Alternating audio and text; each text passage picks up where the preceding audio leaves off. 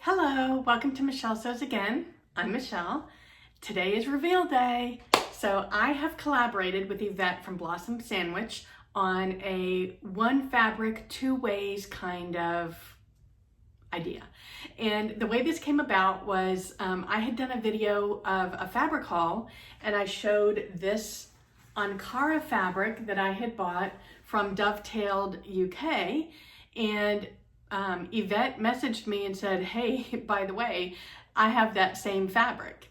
And so, you know, we kind of thought about it and decided that we would do a collaboration and we would each do our own take on what we thought would highlight the fabric. And we did our plans video last Wednesday, and today is the reveal. I'm so excited. I'm gonna link Yvette's channel below. You should go and follow her if you're not already. She is so adorable.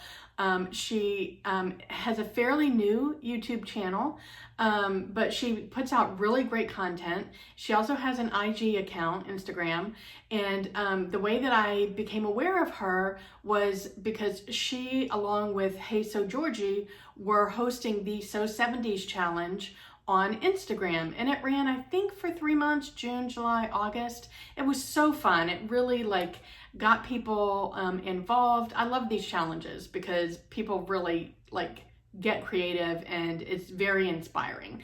But I actually won one of the prizes in July for that challenge with one of my tie-dye makes. So yeah, I definitely encourage you to go and check out Yvette. She's adorable and has a really great channel with some great content. So what we revealed last week were our plans.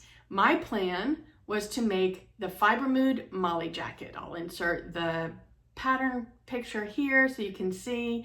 And Yvette's plan is to do the Valley dress. So I am super excited to see that. I had actually called it out as one of the styles that, you know, I wouldn't make with the fabric because I thought the fabric was too stiff. But after I heard her talk about it and the way she's gonna lay it out, I'm really excited because I think it's gonna be fabulous. Anyway, so let me talk to you about the Molly jacket, and I'm gonna give you a little review. I'm gonna show you some pictures of me in it, maybe a little video twirl or so. And yeah, so let's get started. All right, so let me get my notes. I wanna make sure I say everything right. All right, so the description of this jacket is that it is an oversized reversible jacket. It's got snaps down the front. It's got patch pockets, and the patch pockets are only on one side, actually. I mean, you could do it on both if you wanted to, but the pattern actually only calls for it on one side. And then it's got bias bound edges. So around the sleeve cuffs and around the edges of the jacket are all bound by bias, which makes it super easy to put together. So I will admit, I was very intimidated by this jacket, even though it looked pretty simple, because of the fact that it was reversible. I was like, that is pushing me outside of my comfort zone. As if you've been following me, you know that I'm trying to improve my techniques and advance my skills and try things that I haven't tried before. And so this definitely fit the bill there because it was reversible. So it did intimidate me a little bit, but I jumped into it with both feet, eager to get started. So let's talk a little bit about the fabric. So actually, although I made mine in woven, this can actually be made in either knits or wovens, which I love because, I mean, I love anything that gives you more versatility. So that's another positive about this fabric. I wonder if you could do knit on one side and woven on the other. That could be interesting, right? And you can also quilt this. I'll get into that in a minute. I contemplated quilting mine for a minute, but I didn't. So you can use quilted fabric, you can quilt it yourself. And yeah, it's just got a lot of nice options. You will need equal amounts of fabric for both sides. And I would call it the outside and the inside, but it's reversible. So it depends on which way you're wearing it as to which one's the outside and which one's the inside. For fabric requirements in terms of yardage, for the smallest size, you would need, depending on the width of the fabric, you would need 1¼ yards for the wider fabric and 2¼ yards for the narrow fabric. For the largest size, you need 2¼ yards for narrow fabric and 3 yards for the narrow fabric. Did I say that right? 2¼ for the wide fabric and 3 for the narrow. And then you need, for the bias tape binding, you need anywhere from 3.66 to 4.6 yards of bias binding. From a sizing perspective, it goes from extra small to XXXL. And those are also sizes 0 to 28. Now, what I will tell you there is that, so I made the 3XL based on my bust measurements because that's what it tells you to use. In the 3XL, there are 3 sizes within that band. So it is, let's see, 24, 26, and 28. My bust measurement put me in a 24, which is the small end of the 3XL.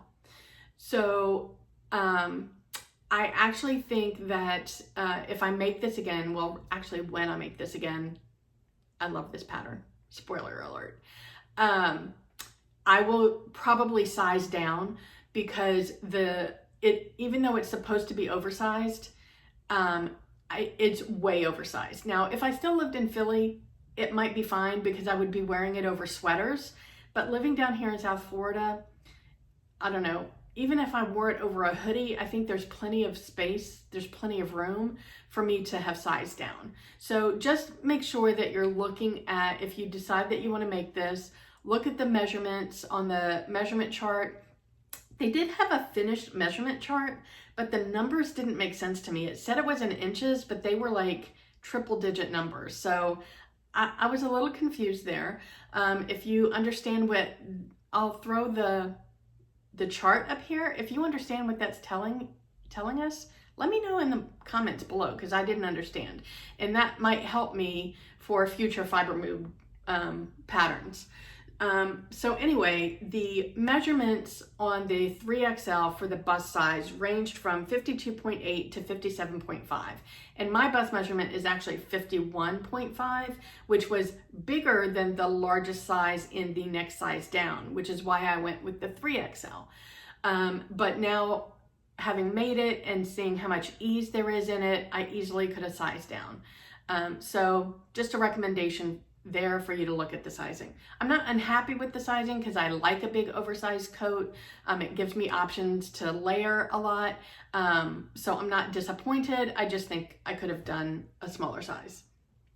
And then the hip size goes from 33.9 inches to 57.1. What I found interesting is when you look at the bust to hip ratio, the hip size is bigger for all the sizes until you get to my size, the 24, then the hip and bust measurements are the same, and the 2 sizes after mine, the hip size is actually smaller than the bust size. I thought that was an interesting way to grade the pattern. All right, so then for supplies, you need thread, obviously. It does call for snaps. I did not use snaps, and I'll get to that in a minute. It calls for 5/8 of an inch snaps. You need 5 of them for the extra small through the large, and you need 6 of them for the extra large through the 3XL. And you need bias tape, which I've already mentioned, and then you need your fabric 1 and fabric 2. Now, I will tell you this can also be made as a single layer. You don't have to make it reversible. You would just finish the edges either with a serger or bias bind the edges instead of, doubling it up. The great thing about this, there's only 4 pattern pieces. When I opened it up and I cut them out, I was very pleasantly surprised because the fewer pattern pieces, usually that means the more simple it is to put together. So there's a front, a back, a sleeve, and a patch pocket, which you don't even have to use if you don't want to. So what adjustments did I make? I really wanted to make sure that I was highlighting the Ankara fabric that I chose for the collaboration with Yvette. And I felt like it's not a cropped jacket, but it is a short jacket by design. And I felt like that would just, that the only part of the fabric I would be able to highlight is the big, huge, beautiful flowers. And I really wanted to showcase the fact that there were these big expanses of like just solid turquoise in juxtaposition, if you will, of the flowers. And so I lengthened the jacket by 6 inches. And I did that right under, there's not any lengthen or shorten lines directly on the pattern, but there are directions, there is a recommendation within the instructions on where you should lengthen or shorten. So I followed that. So I lengthened the bodice by 6 inches. I didn't do any grading for the sizing, as I already mentioned. And then for the sleeves, I actually took out 4 inches because I got little T-Rex arms. So the sleeves, I had taken off 2 inches. And then when I tried the finished, not finished, but before I put the bias binding on, I tried it on and the sleeves were still like down to here. So I took another couple of inches off and now I feel like it's perfect, especially because one of the fun things about this, since it is reversible, I actually can turn the cuff up and you can see the opposite fabric when you're wearing it, which I think is a lot of fun. So those are the adjustments that I made. And let's see. All right. So what did I like about this pattern? You guys, this pattern was so easy to make. Literally, like you bias bind the edge of the pockets and then you put the pockets on one side. It actually only calls for the pockets on one side. I do regret not putting them on both sides.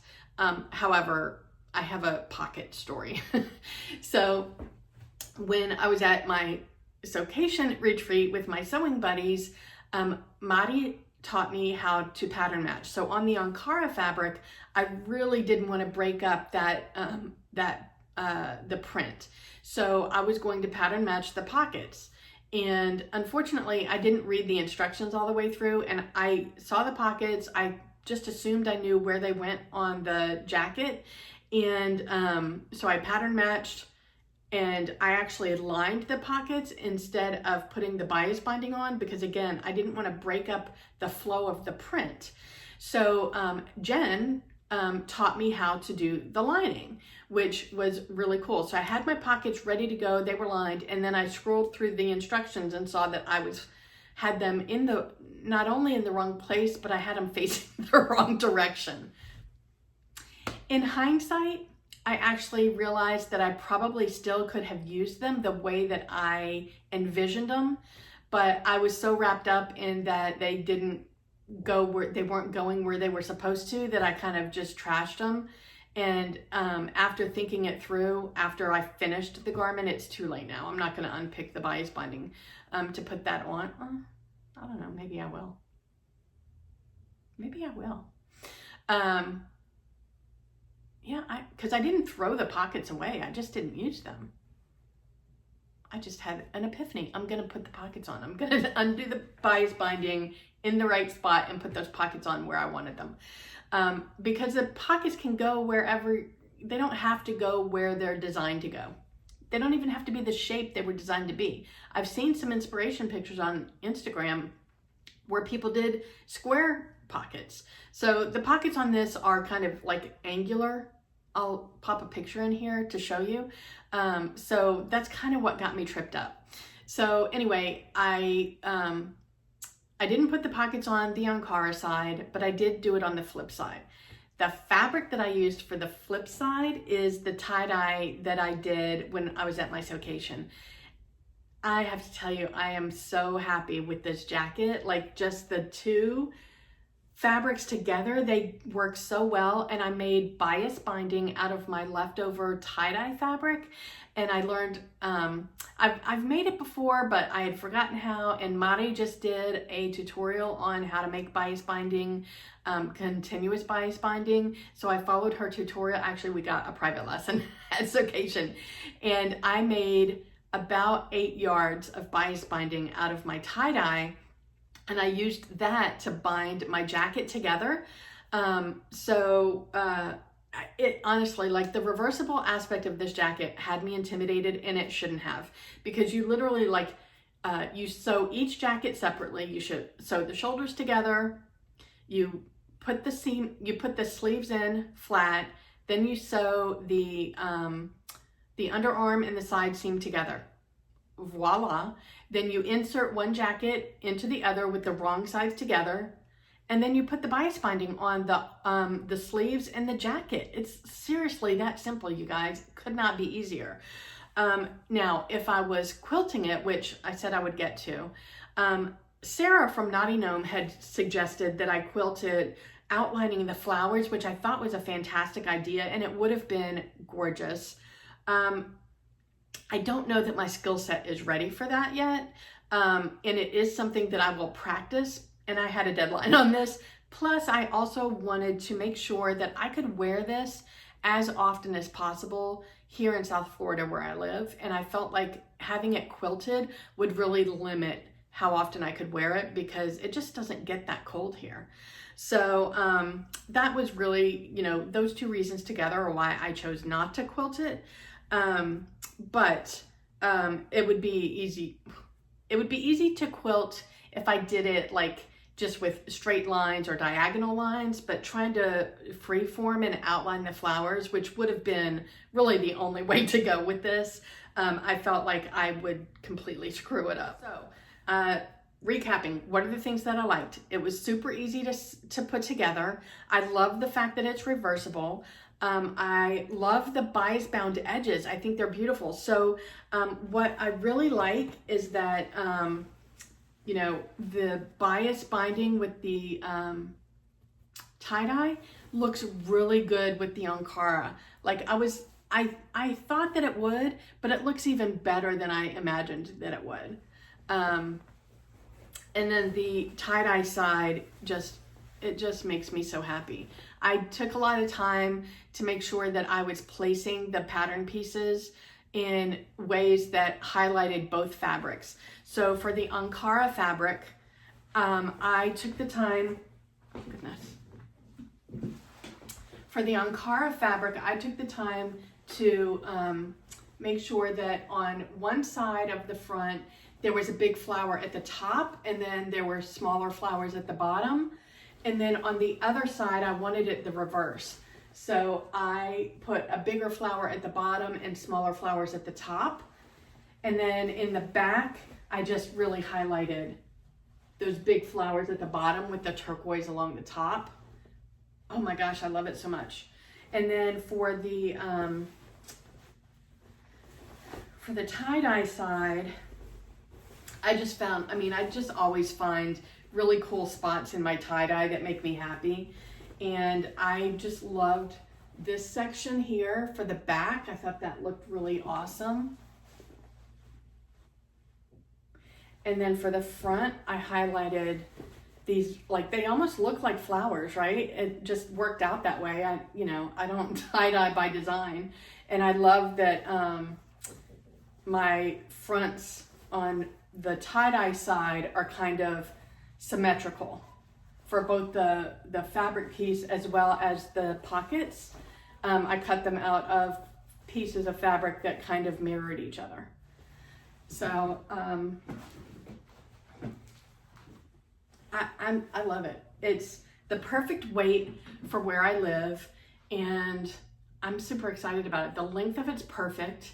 I definitely plan to make this again. There's actually nothing about this that I didn't like. Nothing. I don't have any complaints about the pattern, about the instructions. I didn't struggle with anything. So if you don't let the fact that it's reversible intimidate you if you are newer to sewing. It's a skill that you can develop by doing this pattern. Now, it's not the same reversible as every reversible garment because it is the bias bound edges, I think, that make it so simple, but that's okay. It's your first foray into reversible, just like me. So I think that's about it. I love both sides of this jacket. I really think I'm gonna wear them equally. I'm gonna flip it back and forth. I don't feel like there's one dominant side for me. This Ankara fabric that I got from Dovetailed washed up so nice. It's not super stiff. It's got some structure to it, which is perfect for the jacket, but it's not super stiff. And the tie-dye fabric is just some cotton sheeting that I got from Amazon, and I love it. I can't wait to wear it. Hopefully I'll have some time in the future to wear it here in South Florida. So I hope that you found this helpful. I would love to know if you've already made the Molly jacket. If you did you quilt it? I'd love to know. Do you plan on making it? Is it something that I've inspired you to make? If it's not the Molly jacket, I know there's other quilted like jackets out on the market. I'd love to know what you have planned. Okay, so I'm jumping back in here real quick because I forgot to tell you that I didn't use snaps. And the reason is because I can't find any that look good from both sides. And because I want to wear this equally, with both fabrics on the outside, I didn't want the back side of a snap to be showing. So if you have any recommendations for snaps that would work for this, please let me know in the comment box below, because I do want some closure on this. I don't want it to just be free flowing. So yeah, let me know what your thoughts are. Thanks, bye. Thank you so much for joining me wherever you are. I hope the weather is amazing today, and I hope that you're able to get some sewing in. Thanks, I'll talk to you next time. Bye.